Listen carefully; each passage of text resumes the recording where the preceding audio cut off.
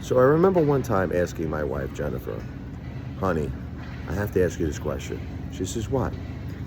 If anything ever happened to me, if I passed away, would you be able to go on? Would you be able to still live your life without me? She answered with no hesitation. She says, no, you are my whole world, Rich. I can't live without you, never. So the thing is, I feel the same way about her. I can't live without Jennifer. I love my wife. She's my everything, my soulmate, my best friend. Now she passed away. And I'm supposed to live without her. How?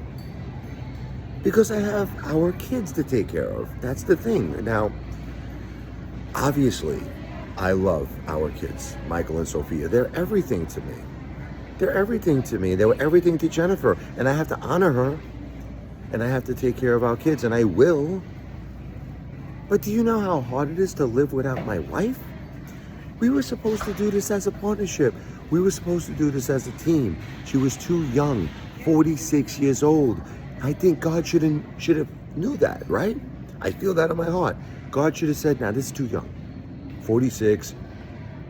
Their daughter Sophia is only 11. Their son is only 14, Michael. Nah. We got to keep Jennifer around. That's how I feel.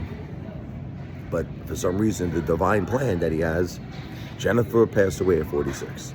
Now again, I don't understand, because something is just wrong. Something is just wrong. Jennifer needed to be here with us. Jennifer needed to be here. And I felt it the most when we had these wildfires. I got to tell you. I know you're going to say, what are you talking about? Look, you're not going to understand.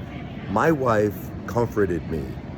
She was just that beautiful, beautiful person. Whenever I went through any type of stress, she gave me so much love, so much emotion. She made me feel better. So it was a big scare with these wildfires. You know, we didn't know if it was going to hit our house. They were evacuating all the towns next to us. It was crazy. They were evacuating like Manahawkin, Lacey, right next to us. It was a very scary situation. I got my dogs, I got my kids, we went in the car, I packed up all the important things we needed, and we went, and we drove away for a good few hours just to see what would happen. I went back, I spoke to the police, the fire department, they said everything is cleared. You could go home. But at the time, I was scared. The whole sky was like orange. And I was just thinking to myself, you know, if Jennifer was here right now, I'd be fine. It would kind of be like an adventure, I would tell the kids, you know. I would be totally okay, because when I have Jennifer in my life, nothing ever scares me. I could go up against Godzilla. I could go up against King Kong, and I'd be fine because I have my Jen. But now that I don't have Jennifer, it's hard. It's hard to deal with things, very stressful, and it's hard. I can't explain it. It's just, I did it. Look, I handled it. I took care of the kids. I did everything, you know. I kept them calm. I was a great father. But it's hard to do it without my Jennifer. And I really, really, truly can't live without her. I'm telling all of you the truth. I truly cannot live without Jen, but what am I gonna do? God decided, I think Richie should suffer. That's it, because I'm suffering. Richie should be in pain and suffer, because that's what I'm doing.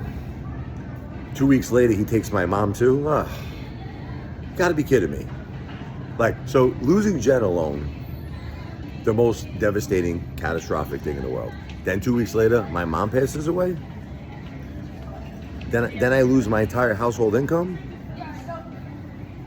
because I was Jennifer's caretaker and my mother was helping us out with her income. You gotta be kidding me. I mean, I got hit so hard, it's like the only analogy is the asteroid that took out the dinosaurs. But yet I gotta keep moving forward. Like Rocky Balboa. It's not how hard you hit, it's how hard you can get hit, get up, and keep moving forward, right? That's how winning is done. Mike Tyson, man. Gotta be strong. And I am being strong, but Jennifer said it to me. It's like, honey, if anything ever happened to you, I could not live without you. And I just want Jennifer to know, if she hears me, I really can't live without you, Jen. I'm being forced because I have to. I have to be strong because I love our kids so much, Jen, and I know you loved our kids. And to honor you and to respect for how much I love you, and even my mother. Oh my God, did she love her grandchildren? Out of respect for my wife and my mom, the children's mother and the children's grandmother. I have to be strong for our kids. And don't get me wrong. Oh, I love my kids. I love them with all my heart and soul. And it's a pleasure to be there for them. And it's a pleasure to see them happy. They're with their friend right now. They're having a great time. They're always having a good time. But the thing is that has nothing to do, my love for my children, our children, me and Jennifer's children, the love for our children has nothing to do with how much I'm missing my wife and my mom. And like I said, my mom, I love her with all my heart and soul, but to lose my wife and my mom, it was too much. It was too much, God. So, what am I going to do now? Gotta stay strong for the kids. I just don't know how I'm going to live for the next months, years of my life without my Jennifer and my mom too. But my Jennifer was my partner. I mean, look, my mom, look, she saw me grow up, 47 years, saw the grandkids grow up. I have peace in my heart for my mom. I do, because she's 75, you know. Jennifer was 46. There's no peace in my heart for Jennifer. She was too young. She needed to be here longer. Bottom line, she needed to be here longer. I wish that I could get some kind of answers from God one day of the divine plan that included my wife Jennifer passing away at 46, of course, and the mother of our children passing away at 46. So I'd like to get an answer. I don't get it. She needed to be here. We all needed her. This is outright suffering and outright torture. But I have to be strong for our kids. That's it. That's bottom line.